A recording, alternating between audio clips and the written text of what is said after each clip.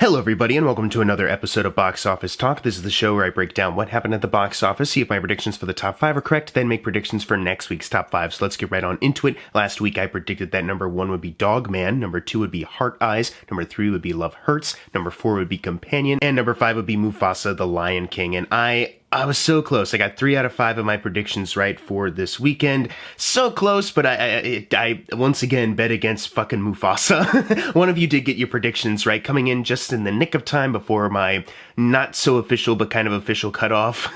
So congratulations to that person. Let's move on into what happened in the overall top 10. Number 1 was, of course, Dog Man once again. I was wondering what kind of hold it was going to have after performing pretty well. And I think it dropped off like a little over half. Like, it's definitely not as strong of a hold as I thought. Obviously, it's still number 1, but I don't think anyone doubted that. But it's just, from opening close to 40 mil just domestically last weekend, you know what I mean? And this kind of being like your only like viable kids film option, I thought maybe it would hold a little bit better, and the word of mouth amongst families seems to be pretty high.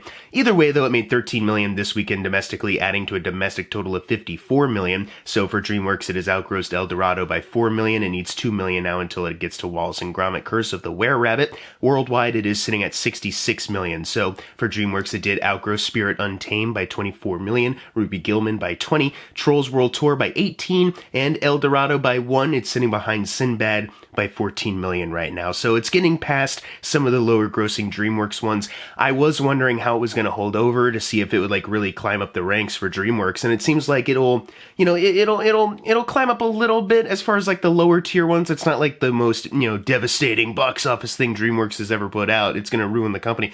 But yeah, I think I was definitely expecting just a bigger boom here. They are about 14 million away from doubling their very small 40 million initial production budget though, so maybe they are all good, you know what I mean? It doesn't really, it's obviously not great, especially because next weekend Captain America and Paddington in Peru, but mostly Captain America is just gonna fucking dominate, and it gives me some doubt, not just for this movie, as far as like how well it can continue to hold. I think it'll still make enough money to double its budget, but it does make me think, man, I think Captain America is just gonna start, that's gonna be the start of taking away competition from these movies, and then people start to forget about them. It has me worried about our 2 new releases as well in these next 2 spots. The first one, of course, number 2, Heart Eyes, which I fucking loved. I just want to put that out there really quickly. I haven't done a review for it yet, but I fucking love this movie. It's a Valentine's Day theme one, so I hope next weekend there's a chance for some people to still want to seek it out then, but like we've been talking about, Captain America's a factor, so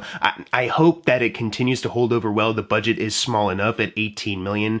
There's no worldwide totals to bump it up yet, but it did open to 8.5 right now. I really want this one to continue to do well because it's such a clever movie. It's a good mashing of rom-com genres and like an actual slasher film. Great acting, great chemistry, very funny. But it is like a genuinely good slasher movie for horror fans.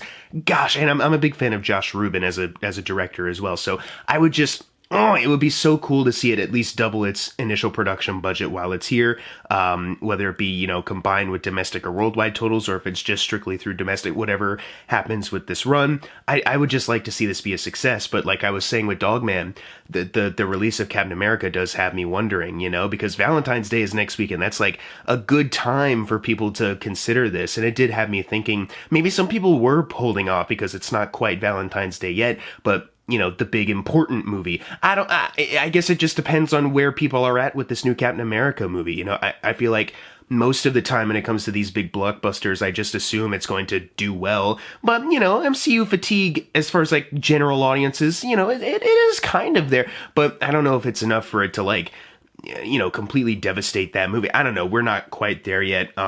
Just go see this movie. Go check it out. Put some time, for this movie if you can. Really quickly for Spyglass Media Group. We're only doing domestic records, obviously, because there's no worldwide total right now for this movie. It is a couple 100,000 over the opening weekend for The Boys in the Boat, which I guess is a Spyglass production. I didn't quite know that. It is definitely on one of the lower ends of their opening weekends, though. But that being said, it needs only 23 million until it gets to Thanksgiving. So not that much of a distance if you really think about it. And Thanksgiving is getting a sequel because I think similar to this movie, they made it for a modest budget and they had a modest hit. And I think they're hoping that, they can continue that success with more, now that there is a fan base growing. And the word of mouth on this one has been pretty strong. So I think there's still hope, if not in the theaters, after the fact, but it would just be so cool to see a theater success with this one. Number 3 is Love Hurts. Similar thing, it didn't really open to a strong debut. It opened to 5.8 million. There is a worldwide total here, but it's only 6.8 million, barely worth mentioning. The production budget is, coincidentally, just like Hard Eyes, 18 million. So it's low enough where, they had a decent, more prominent push, I guess, in the marketing department, maybe this could get out there and it could be considered a modest hit. And once again, the things that I was saying about Hard Eyes, maybe it's just people that were planning on watching it closer to Valentine's Day, but didn't consider Captain America's coming out. I don't know. Who fucking even knows? We're all just guessing here. And there is a part of me that is like, it'd just be really cool for both of these original films to thrive, especially with such, good budgets, good low budgets. That being said, I fucking hate this movie. Complete opposite of Hard Eyes, and once again, I have not done a review for this one, but this one fucking sucks. More than I thought it would.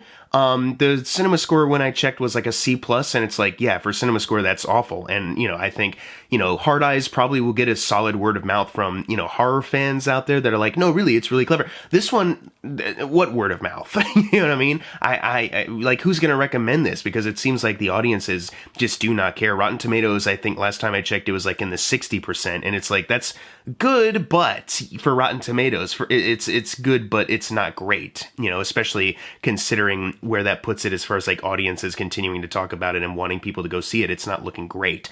That's all I have to say. One of these movies I would love to do well. The other I could care less about. In an ideal world, of course, with such small budgets, they would have done well anyways, and original films would still be thriving, blah, blah, blah, blah, blah. You've heard me talk about this shit before. But the same kind of thing of like, maybe this movie, especially this movie, could have had a better shot, but, that goddamn Marvel. Anyways, for 87 North, the opening weekend is 13 million below Atomic Blonde, 1 million below Nobody, 25 million below Bullet Train, 8 million below Violent Night, and 22 million below The Fall Guy. It needs 22 million until it gets to Nobody domestically. Worldwide, it needs 51 million to get to Nobody. So either way you look at it, I think this is shaping up to be their lowest grossing film. And Nobody, even though that was previously their lowest grossing film, if once you exclude their streaming titles like Kate and the Jamie Foxx vampire movie, that one was still like budgeted low enough, and it actually did pretty well. Like it grossed around 50 to 60 million overall. This one is still yet to be seen if it can bounce back with a combined domestic and worldwide total, but it's not looking great. And Nobody came out in like 2021, still the testing grounds for COVID releases. So womp womp. Number 4 is Mufasa the Lion King. Like I said, it held over better than Companion.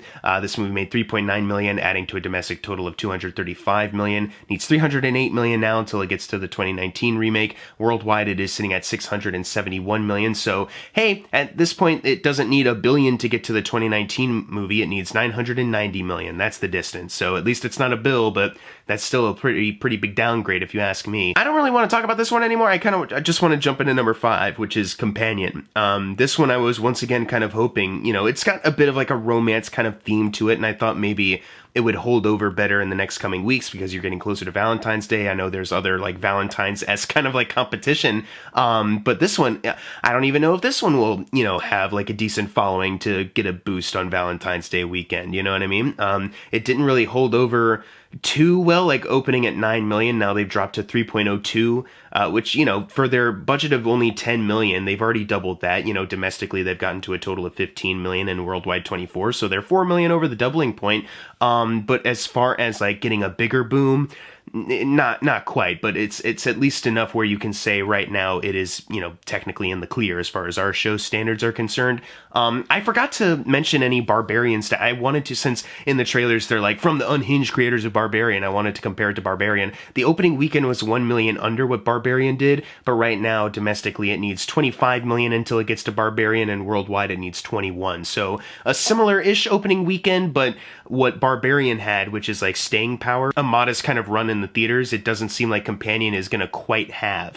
And Barbarian came out like like what, September? So it lasted a bit until October. Because it came out, it was Barbarian, and then it was Smile, and it was Terrifier 2. It was like these good like horror theater runs happening, you know. It was released at the right time. It was the right season, you know, all budgeted modestly well, and they, you know, had a good profit because word of mouth got people talking, you know, whether they liked it or not, people were interested. Companion, it seems like people do like it, and, you know, they tried to aim for like a Valentine's Day release to fit into the romance angle, but I'm not sure if that one is really picking up, especially with these other two movies that are already kind of having a tough go of it that also happen to be, you know, Valentine's Day themed. Go see Hard Eyes and Companion, please. Make some time for it if you haven't. Avoid Love Hurts. You don't want to watch that shit.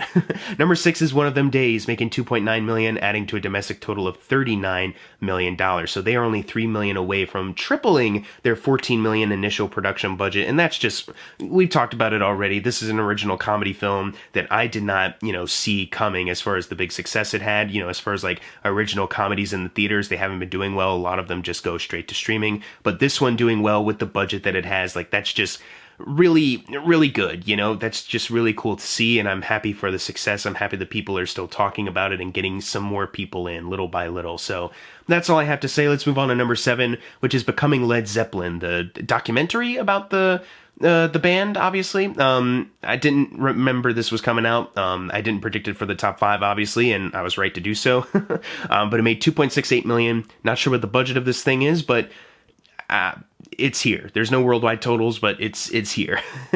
Let's just jump into number 8, which is Flight Risk. Oh, Mel Gibson dipping out of here very fast, making $2.6 million, adding to a domestic total of $25 million. So it did outgross Mel Gibson's directed film Man Without a Face by $1 million, but now it sits behind Apocalypto by $25 million. So probably not going to get there. Worldwide, it is sitting at $33 million. So they are about $17 million off from doubling that initial production budget of also $25 million.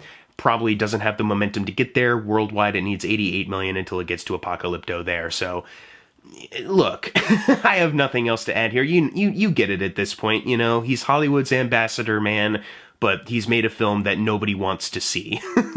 Can't turn a profit, even with fucking Mark Wahlberg. Anyways, number 9 is Sonic the Hedgehog 3, making $1.7 million, adding to a domestic total of $233. It needs $341 million now until it outgrosses the Super Mario film. Worldwide, it is sitting at $471 million, and it needs $888 million until it gets to the Mario film. We've already talked enough about how that is not happening. But so I just really quickly wanted to point out the stat that it needs worldwide $17 million at this point to quadruple its 122 initial production budget. I'm not sure if it still has the momentum to gather that up, but hey, you know, it got close enough, and, you know, they're already working on Sonic 4, and that's great. I've talked enough about this, blah, blah, blah, broken record, but it's just cool that this one, you know, has connected with people and has turned a really big profit, and that's just cool, you know? I enjoy these films. And closing out the video, number 10, Moana 2, making $1.5 million, adding to a domestic total of $456 million.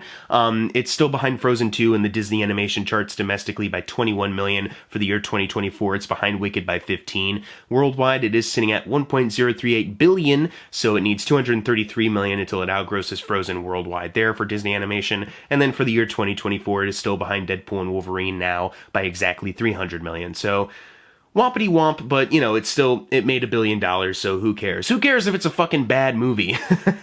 Anyways, now it's time for the fun part, the predictions for next week's top 5. Number 1, obviously, Captain America Brave New World. It will be interesting, like we've been kind of alluding to. How well will it do, not just for the MCU, but also for Valentine's Day weekend? Will the other movies that have come out, like Companion, yes, but also the 2 recent ones, Love Hurts and Hard Eyes, will those be able to still have a decent following, a decent audience, word of mouth? Maybe not as much for Love Hurts, but it'll just be interesting to see how this one affects that. Number 2, I do think will be Paddington in Peru. Number 3, Dogman. Number 4, Heart Eyes. And number 5, Love Hurts. But what are your predictions for next week's top 5? Leave them in the comments below. And as always, thank you guys for watching. Make sure to subscribe. I'm Jackson Fulcher. See you guys next time.